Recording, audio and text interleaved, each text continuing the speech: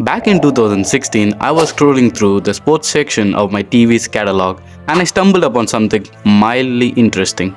It was a cricket league with a huge crowd and very colorful jerseys, and after watching that for a while, I became curious.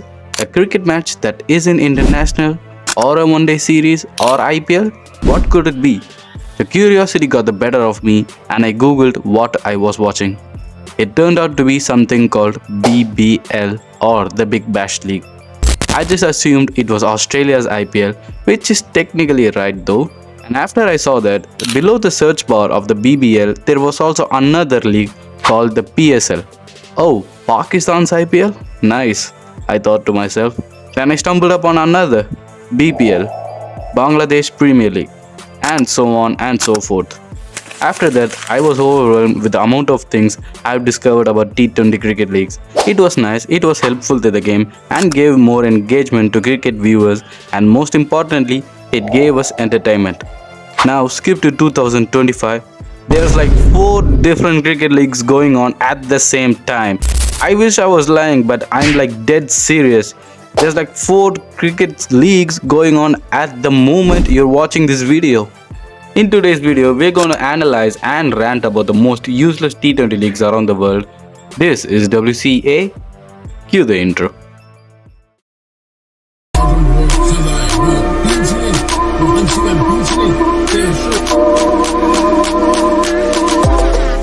First, let us know the origin point of this, where it all began.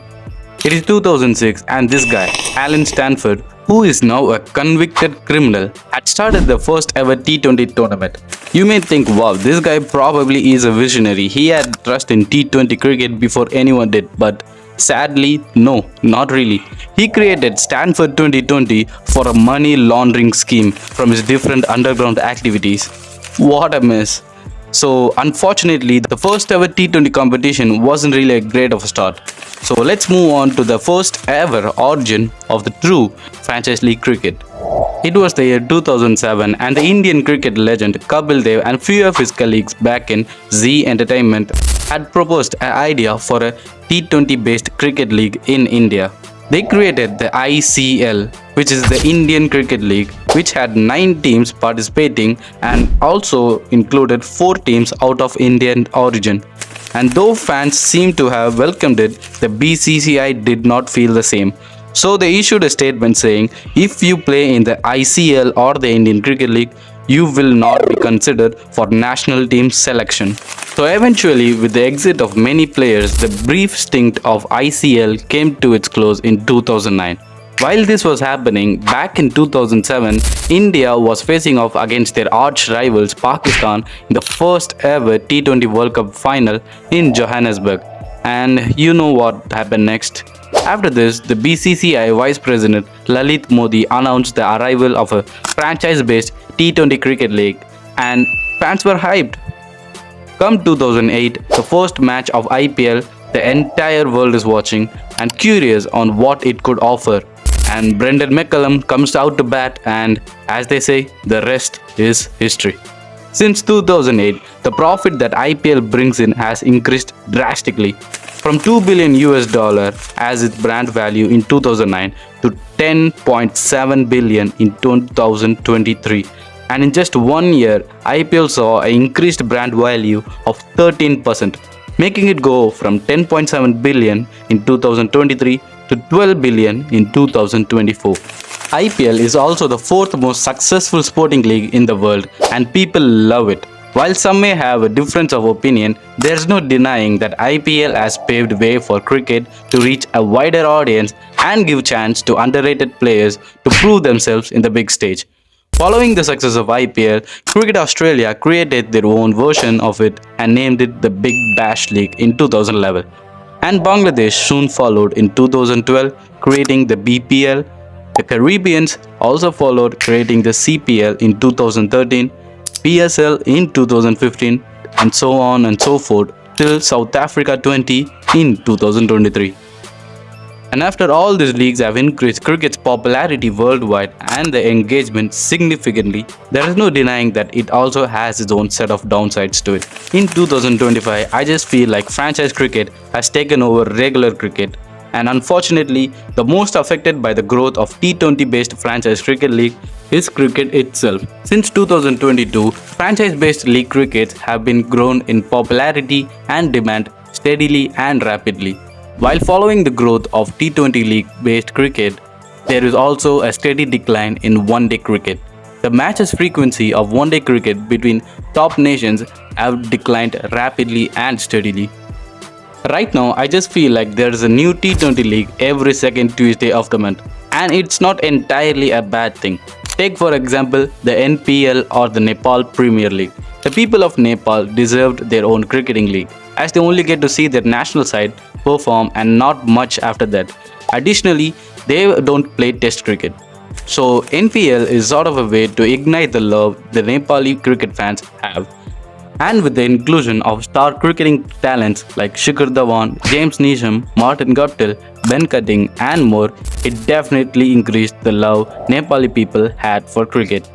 And it was commercially a success too.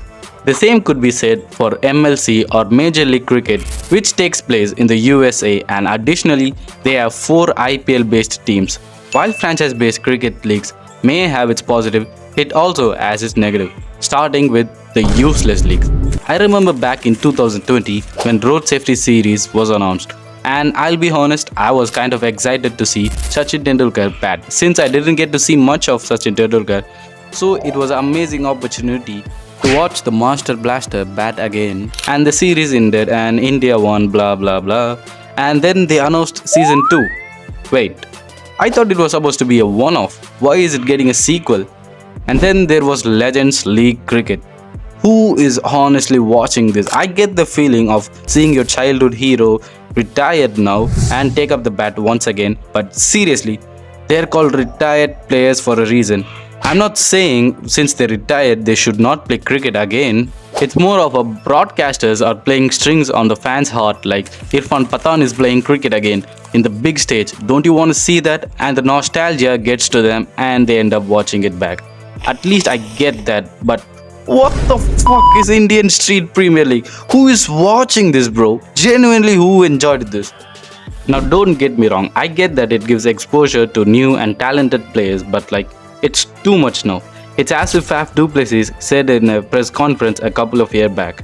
We're following the football's path, where the international matches take place once in a blue moon and the club matches takes place all year. The other reason why cricket boards lean towards franchise league is because their profit. It is comparatively more profitable to host a franchise league tournament than play a test series. And this has led one of the most shocking things to happen in modern day cricket. South Africa preferring SA20 over WTC. Back in 2024, the New Zealand vs South Africa Test Series was announced and it collided with the schedule of SA20, South Africa's very own T20 cricket league.